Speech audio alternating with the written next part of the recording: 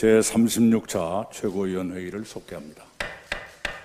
먼저 이낙연 당대표의 발언이 있겠습니다. 문재인 대통령께서 어제 세계 최대 규모의 메가 자유무역 협정 RCEP 영내 포괄적 경제 동반자 협정에 서명하셨습니다. 이로써 인구 22억 6천만 명, 세계 경제의 30%를 차지하는 광대한 시장이 구축될 수 있게 됐습니다. 개방적이고 포용적인 무역 질서 수립은 세계 경제의 조속한 회복과 국제적 협력 심화에 필수적입니다. 우리의 신남방 정책과 교역시장 다변화 전략이 더 큰 성과를 낼 발판이기도 합니다. 당은 국회 비준 등의 절차를 차질 없이 이행할 것입니다. 경제 영토를 넓히는 일 못지않게 국내 산업을 키우고 경제의 내실을 다지는 일도 신속하게 진행해야겠습니다. 코로나 이후 대한민국 경제의 발전을 위한 초석이 바로 한국판 뉴딜입니다. 이번 주부터 애결이 예산 심의가 본격화됩니다. 특히 한국판 뉴딜을 성공시키기 위해서는 예산을 충실히 뒷받침해야 합니다. 야당도 코로나 이후 우리 경제의 초석을 탄탄히 다지는 일에 협력해 주시리라 믿습니다. 한국판 뉴딜 예산의 삭감은 자칫 코로나 이후 경제 도약 기반을 취약하게 만들 수 있다는 점을 유념해 주셨으면 합니다. 공수처장 후보 추천위원회가 지난주 금요일 회의를 열었지만 성과를 내지 못하고 끝났습니다. 이번 수요일에 다시 회의를 연다고 하니 반드시 결론을 내주기 바랍니다.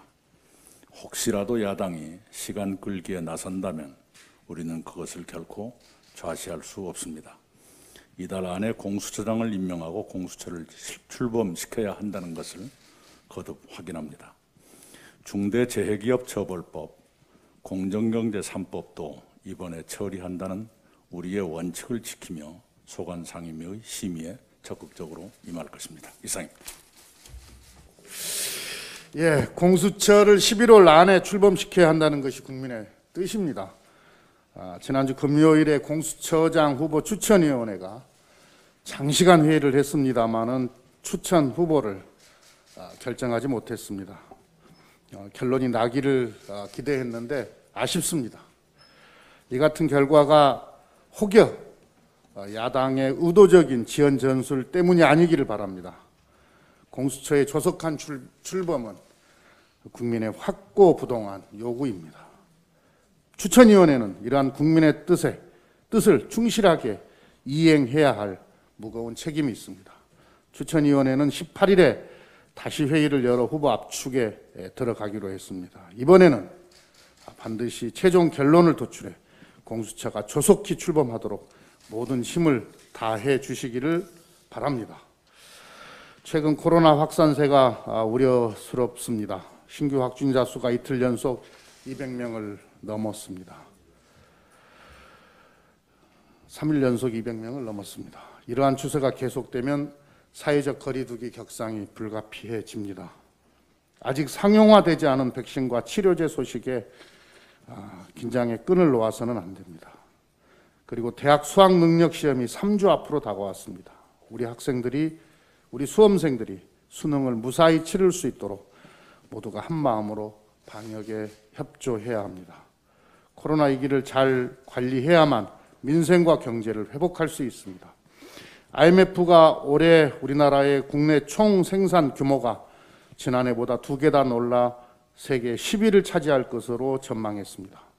IMF는 우리나라 경제가 코로나 영향을 비교적 다른 나라에 비해서 적게 받았다고 분석했습니다. 정부의 철저한 방역 관리와 국민 여러분의 적극적 협조로 비교적 코로나 상황을 안정적으로 관리해온 결과입니다. 경제가 회복하려면 앞으로도 방역을 잘 이어가야 합니다. 방역 당국과 지자체가 혼신의 힘을 다하고 있습니다. 겨울철 재확산이 일어나지 않도록 각별한 점검과 관리를 해주시기를 다시 한번 당부를 드립니다. 국민 여러분께서도 다시 한번 위기의식을 갖고 거리두기와 마스크 착용 등 방역 수칙을 철저하게 지켜주실 것을 호소합니다. RCEP 서명 관련해서 또 좀 말씀을 드리겠습니다. 문재인 대통령께서 어제 영내 포괄적 경제 동반자 협정 RCEP에 서명함으로써 세계 최대 규모의 FTA가 탄생했습니다. 아세안과 한중일, 호주와 뉴질랜드 등 이번 협정에 참가한 15개 국가의 경제 규모와 인구는 전 세계의 약 3분의 1을 차지합니다. 코로나로 전 세계가 위기를 겪고 있고 보호무역주의가 강화되는 가운데 이 같은 합의가 이루어져서 참으로 뜻깊게 생각합니다. 2012년 협상 개시 이후 8년간 수십 차례의 협상과 4번의 정상회의를 진행한 끝에 거둔 성과입니다. 특히 우리 정부가 올해 초부터 아세안 15개 참여국의 이견을 조정하는 촉진자로서의 주도적 역할을 해왔다는 점에서 더욱 의의가 있습니다. RCEP 협정 체결이 우리 경제에 미칠 긍정적 효과도 상당합니다. 우리 경제에 최대 0.51%의 성장 효과가 있고 소비자 후생은 54억 달러 증가하는 것으로 분석한 연구 보고서가 발표된 바도 있습니다. 나아가 향후 발전 가능성이 매우 큰 아세안이 참여한 FTA라는 점에서 그 가치는 더욱 확장될 것입니다. 세계 10위권 경제 규모인 대한민국은 추격형에서 선도형 경제로의 대전환을 추진하고 있습니다. 글로벌 선도형 경제의 인프라는 자유무역의 확대입니다. 문재인 정부는 인도, 아세안 국가와 교류를 증대하고 상생 번영을 추구하는 신남방 정책을 통해 다자주의 자유무역 확대를 일관되게 추진해 왔습니다. 이번 RCEP 출범이 우리 경제의 또 하나의 대전환의 또 하나의 초석이 되기를 기대합니다. 민주당은 RCEP 협정 국회 비준이 조속하게 이루어질 수 있도록 최선을 다하겠습니다. 감사합니다. 한국은행 3분기 경제성장률 발표가 있었습니다. 전분기 마이너스 3.2% 성장해서 3분기에는 1.9% 플러스로 전환이 됐습니다. 기저효과를 감안해도 한국 경제가 반등한 것으로 판단됩니다. 지표상으로는 수출이 늘어나는 것으로 보여집니다. 그러나 그 이면에는 코로나 위기 속에서도 우리 경제 주체 모두가 힘을 모은 결과입니다. 우리 정부와 국민들이 경제와 방역에서 함께 잘 관리를 해나가고 있습니다. 조금만 더 힘을 냈으면 합니다. 영내 포괄적 경제 동반자 협정 가입으로 인해서 대외 무역 여건도 점점 나아질 것으로 보입니다. 내부적으로는 오늘 우리 한국판 뉴딜, K-뉴딜 제3차 전략회의가 있습니다. 한국판 뉴딜 사업은 코로나 경제 성장에서 강력한 모멘텀이 될 것입니다. K-방역에 이어서 우리 세계가 주목한 K-뉴딜이 될 수 있도록 우리 경제 주체 모두가 힘을 모아나갔으면 합니다. 2010년 종료된 진실화해를 위한 과거사정리위원회가 10년 만에 재출범을 합니다. 지난 6월에 과거사정리기본법이 개정돼서 2기 위원회 법적 근거가 마련됐습니다. 정근식 위원장이 내정돼서 12월 10일 출범합니다. 1기 위원회에서 완결하지 못한 과거사 문제가 이번에는 반드시 해결되기를 기대합니다. 군사정부 최악의 인권유린 사례였던 형제복지원 사건, 일제강점기 강제 수용소였던 선감학원 등 과거사 사건의 진실이 국민 앞에, 역사 앞에 반드시 드러나기를 기대합니다. 이 과거사 정리의 핵심은 3가지로 볼 수 있습니다. 첫째는 진실규명 통해서 역사적 과오의 재발을 방지하는 것입니다. 둘째는 역사적 과오에 대한 가해자의 사과, 화해를 통한 국민 통합입니다. 셋째는 피해자와 유족에 대한 지원입니다. 본격적인 2기 위원회 구성에 맞춰서 함께 토론해 볼 것을 제안합니다. 이 과거사위원회가 2기 과거사위원회를 계기로 해서 상설화 필요성이 있다, 이런 의견들이 있습니다. 한번 검토를 해야 되겠다고 생각이 들고요. 과거사위원회 권고에 실효성을 확보할 수 있는 방안이 좀 필요하다고 봅니다. 역사를 잊은 민족의 미래는 없다, 이 말을 잊지 말고 과거가 우리의 미래다, 이런 생각을 가지고 과거사위원회 2기 성과를 기대합니다. 이상입니다. 얼마 전 인천의 한 아파트 관리사무소장이 입주자 대표회의 회장에 의해 살해당한 사건이 발생했습니다. 지난 4월 말에는 경기도 부천에서 아파트 관리소장 한 분이, 또 5월 초에는 서울 강북에서 경비원 한 분이 입주민의 폭언과 폭행 후 극단적인 선택을 한 사건도 있었습니다.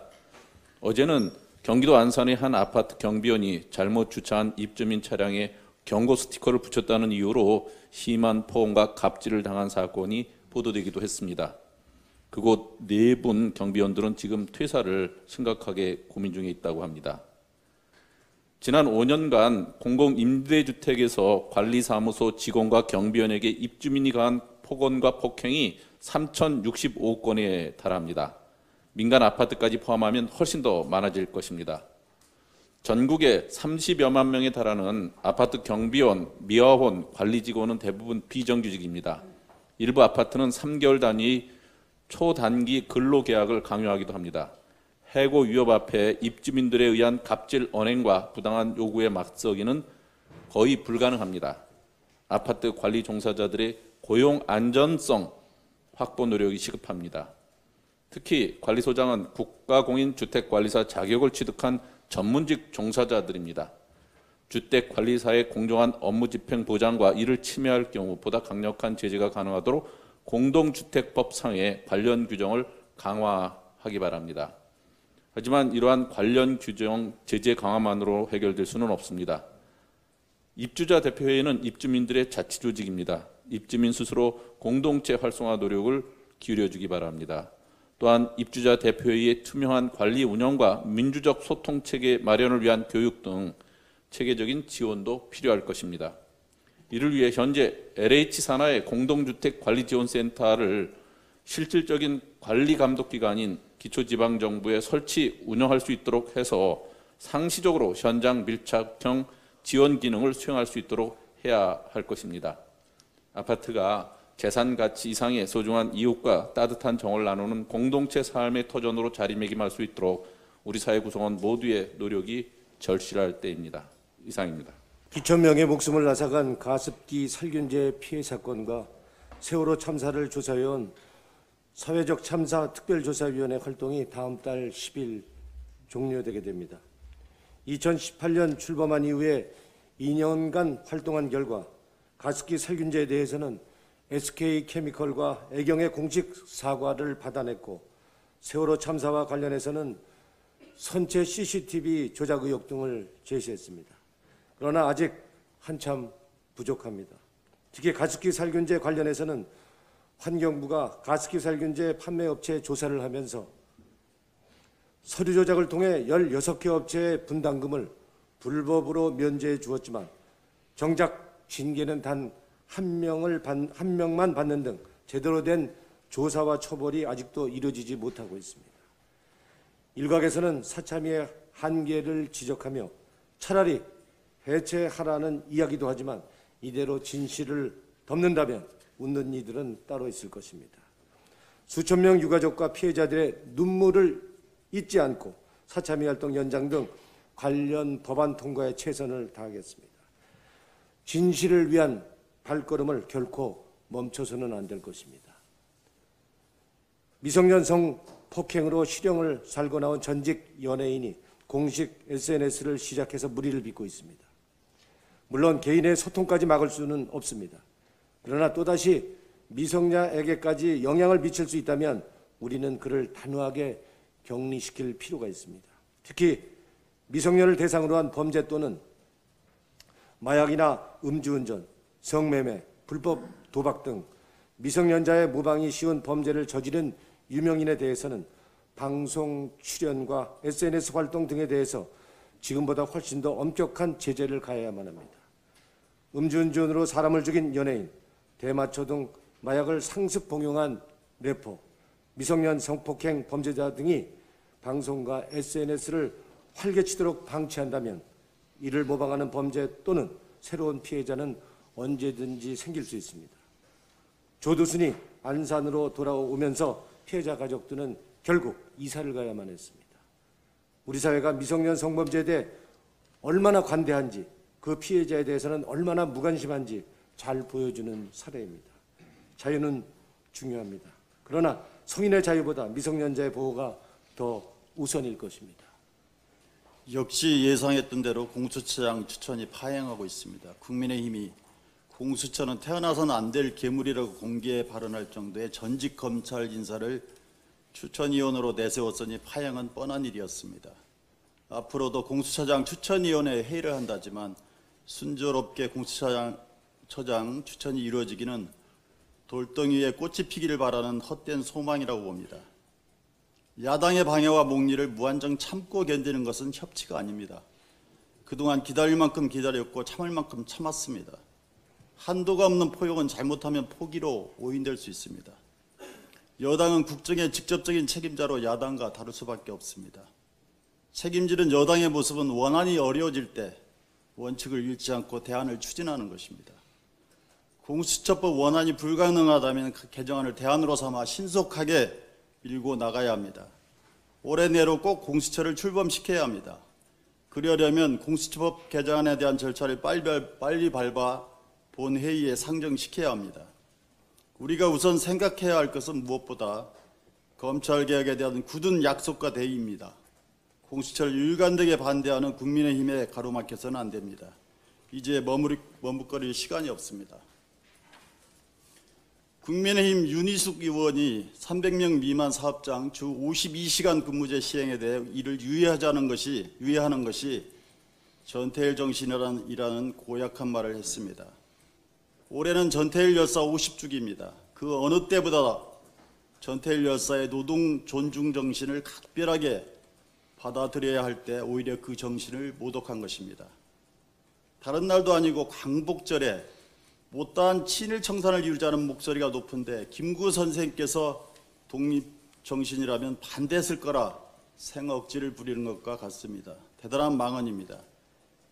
윤 의원의 주장은 현실에 맞지 않게 전쟁통에 있던 1953년에 1일 8시간 근무제를 도입했고 따라서 법이 지켜지지 만무한 상황이 전태일 열사를 죽음에 이르게 했다는 논리에 서 있습니다. 살인적인 장시간 노동, 비인간적 노동자 감시와 탄압 등의 책임은 쏙 빼놓고 법 타령만 하고 있습니다. 민주주의는 시끄럽고 혼란만 이야기하며 아직 국민들 수준이 민주주의를 할 만큼 준비되어 있지 않아 시기상조이니 독재가 불가피했다는 주장을 했던 논리의 판박이입니다. 민주주의를 질식시켜왔던 박정희와 전두환의 논리요 정신입니다. 윤 의원의 그간 말들을 뒤집어 보면 그냥 시장에 맡기면 된다는 식의 시장 자유주의, 시장 맹종주의일 뿐입니다. 2008년 세계 경제 위기 이후 IMF조차 져버린 낡은 사고에 정체되어 있습니다. 윤 의원은 전태일 정신이 아니라 전경련 정신을 말하고 싶었을 것입니다. 그러면 솔직하게 나는 우리 사회 상층 계층을 대변한다고 말하면 되는 것입니다.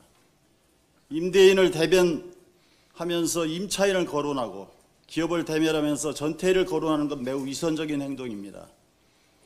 큰 물고기의 자유는 작은 물고기에는 죽음일 수 있다는 말이 있습니다. 사회 통합을 위해서는 큰 물고기의 자유는 탐욕이 되지 않도록 억제돼야 하고 작은 물고기의 자유가 조화롭게 보장돼야 합니다. 노동자를 무미건조하게 인건비로 접근해서는 안 됩니다. 노동하면서도 동시에 여가의 여유로움을 누려야 할 존재임을 망각하지 말아야 합니다. 이상입니다. 오늘 오후 당정청 제3차 한국판 뉴딜 전략회의가 있습니다.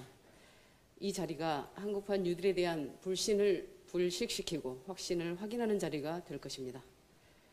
세계는 점점 기술 패권의 시대로 가고 있습니다.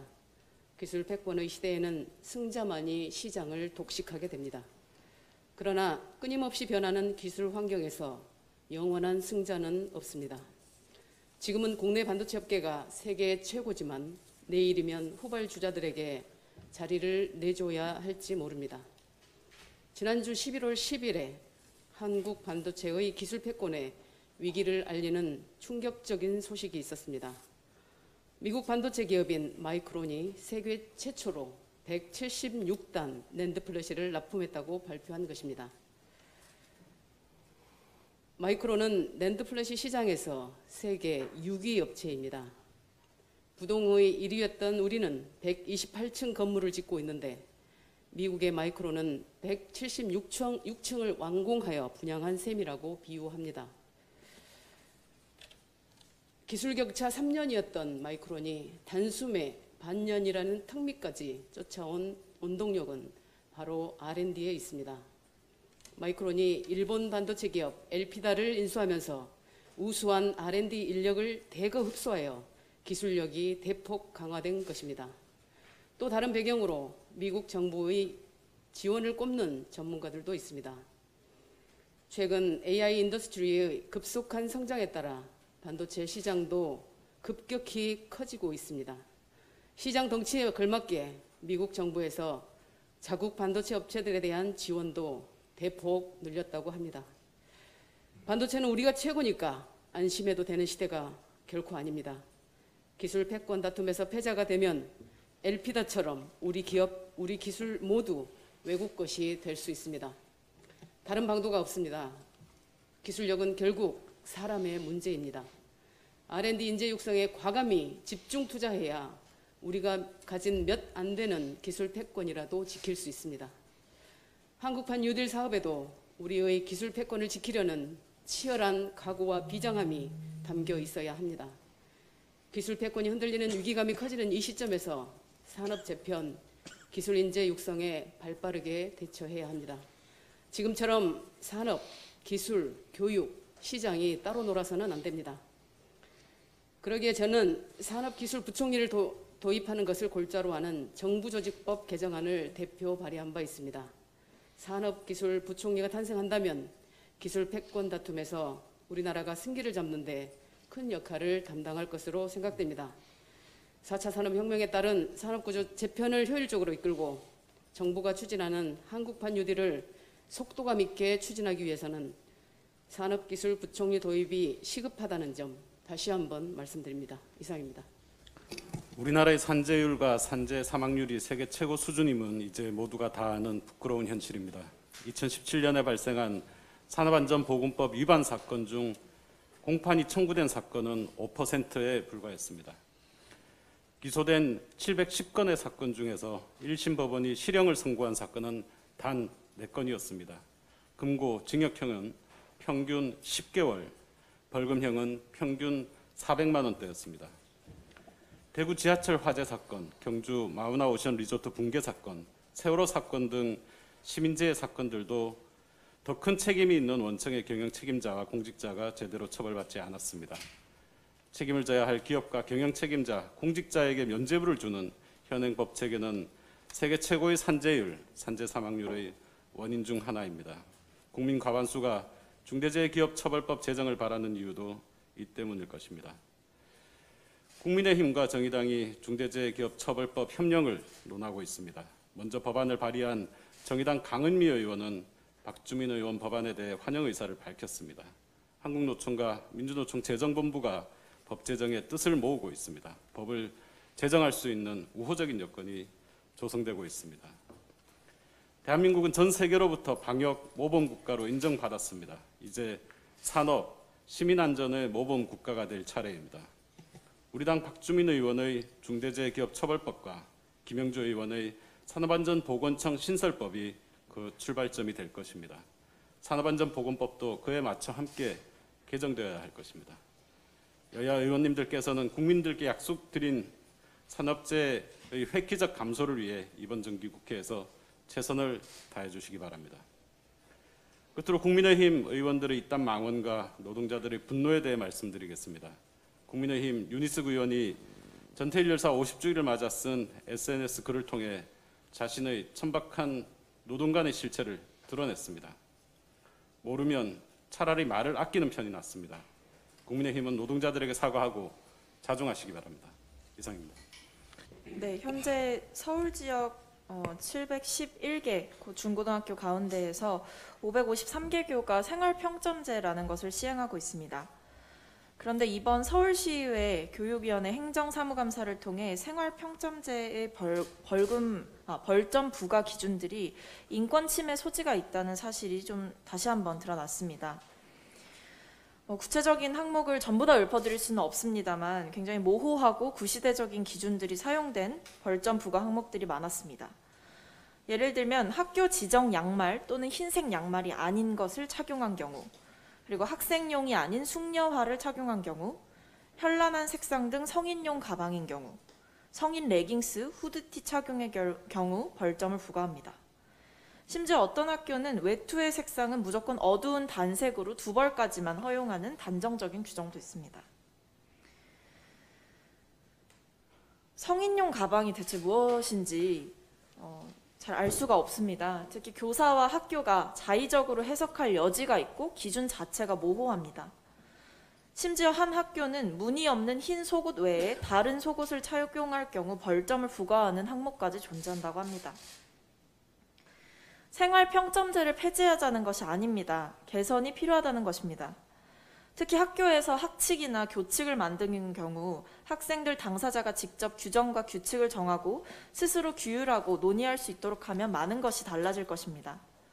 학생들을 근본적으로 미성숙한 존재로 한계짓고 비민주적인 방식으로 규율하기보다는 학생들과 교사의 상호 간의 대화가 이루어지고 학생들의 참여를 근간으로 할 때 주체적으로 학생들이 성장할 수 있을 것입니다.